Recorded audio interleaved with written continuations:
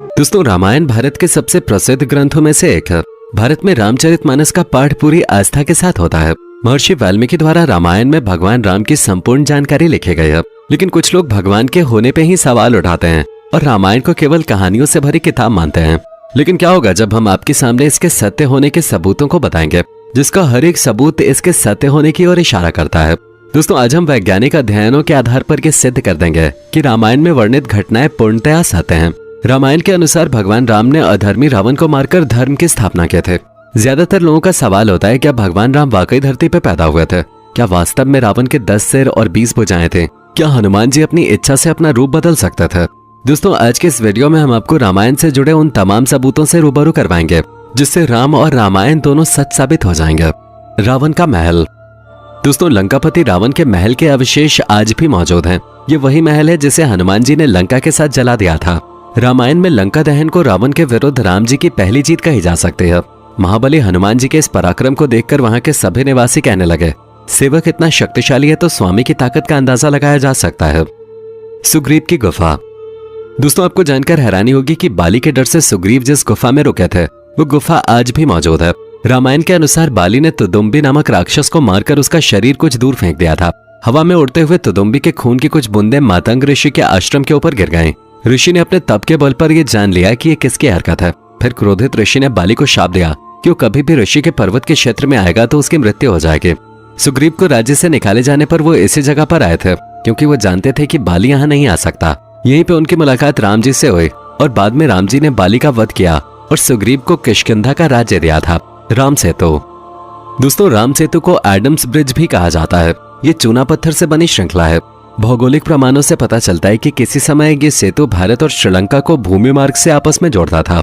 ये पुल करीब 30 किलोमीटर लंबा माना जाता है। 15वीं शताब्दी तक ये पैदल पार करने लायक था, लेकिन एक चक्रवात के कारण ये पुल अपने पूर्ण स्वरूप में नहीं रहा। राम सेतु एक बार फिर सुर्खियों में तब आया जब नासा के उपग्रह द्वारा लिए गए फोटो मीडिया में सुर्खियां बने थे। समुद्र पर बने सेतु को राम जी की दूसरी विजय कहा जा सकता है क्योंकि रावण को विराट समुद्र की तरफ से किसी से कोई खास खतरा नहीं था। अब तो दोस्तों, इस पर एक फिल्म भी बन रही है। पानी में तैरने वाले पत्थर। दोस्तों, राम सेतु पुल के पत्थर पानी पर तैरते थे। सुनामी के बाद रामेश्वरम के उन पत्थरों में से कुछ जमीन पर आ गए थे। शोधकर्ताओं ने जब उन्हें दोबारा पानी में फेंका तो वो तैर रहे थे, जबकि दूसरे पत्थर पानी में डूब जाते थे। आपकी जानकारी के लिए बता दूं कि नल और नील की उपस्थिति में वानर सेना ने 5 दिन में 30 किलोमीटर लंबा और 3 किलोमीटर चौड़ा पुल तैयार किया था। रामेश्वरम में आई सुनामी के दौरान ये पत्थर दिखाई दिए थे। आज भी कई साधु संतों के पास इस तरह के पत्थर हैं।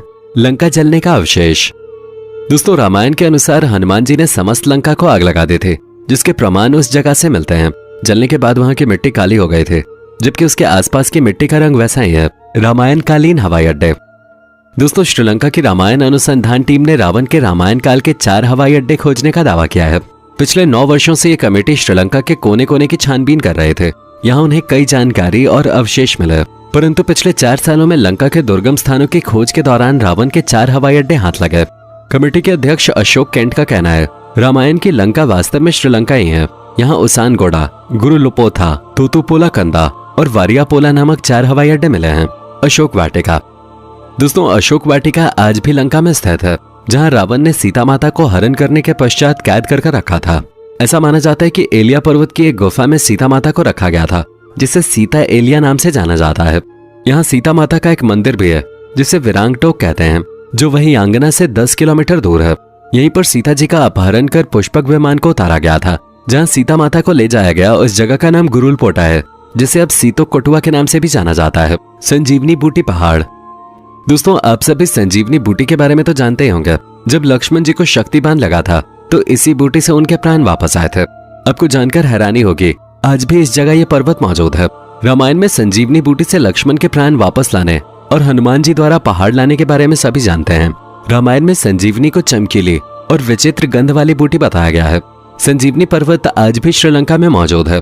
बाद में हनुमान जी ने इस पहाड़ के टुकड़े करके इसे श्रीलंका में फेंक दिया था। जहां जहां इस पहाड़ के टुकड़े गिरे वहां के पेड़ पौधे और जड़ी बूटी बाकी जगहों से अलग होते हैं। हनुमान जी के पैरों के निशान। दोस्तों, दुनिया भर में ऐसे कई स्थान हैं जहां पर किसी बड़े जीव के पैरों के निशान मिले हैं। लोगों का मानना है कि ये पैरों के निशान हनुमान जी के हैं।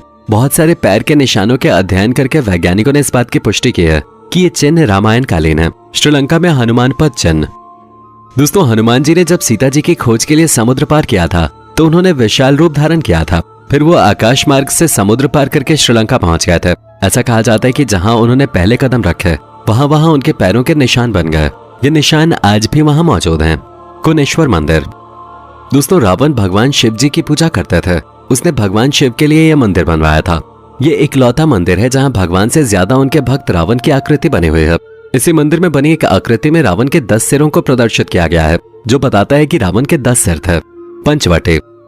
दोस्तों आज भी नासिक के पास पंचवटी तपोवन है, जहां अयोध्या से वनवास काटने के लिए निकले भगवान राम, सीता माता और लक्ष्मण रुके थे। यहीं पर लक्ष्मण जी ने सुपर्णखा के नाक भी काटे थे। जानकी मंदिर। दोस्तों नेपाल के जनकपुर शहर में जानकी मंदिर है। रामायण के अनुसार सीता माता के पिताजी का नाम जनक था और उन्हीं के नाम पर इस शहर का नाम जनकपुर रखा गया है। साथ ही सीता माता को जानकी के नाम से भी जाना जाता है, इसलिए इस मंदिर को जानकी मंदिर कहते हैं। यहाँ हर रोज दर्शन के लिए हजारों श्रद्धालु आते हैं। साथ ही इस मंदिर में वो जगह भी है जहाँ भगवान श्री राम और माता सीता का विवाह हुआ था, रामलिंगम। दोस्तों रावण को मारने के बाद भगवान राम को पश्चाताप करना था, क्योंकि उन्होंने एक ब्राह्मण को मारा था। इसके लिए उन्होंने शिव जी की आराधना भी की थी। भगवान राम को भगवान शिव ने 4 शिवलिंग बनाने को कहा।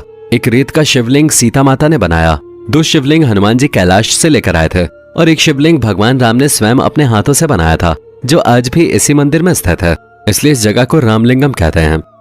कोबरा हुड केव। दोस्तों जब रावण सीता जी का अपहरण करके श्रीलंका पहुंचा तो सबसे पहले सीता जी को इसी जगह पर रखा गया था।